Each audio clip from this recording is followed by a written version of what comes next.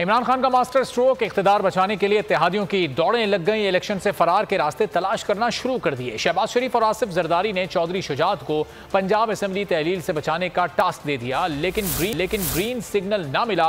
अता तारड़ का चौधरी परवेज इलाही से राबता ना होने का एतराफ।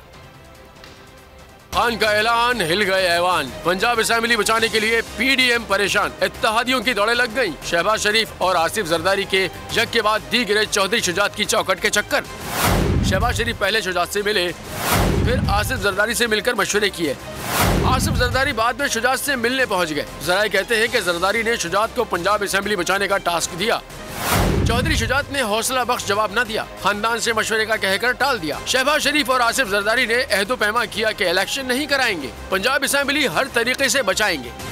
तहरीक एतमाद लाएंगे या गवर्नर एतमाद का वोट का कहेंगे। अगर आपको ये वीडियो पसंद आई है तो हमारे चैनल को सब्सक्राइब करें और बेल आइकॉन पर क्लिक करें।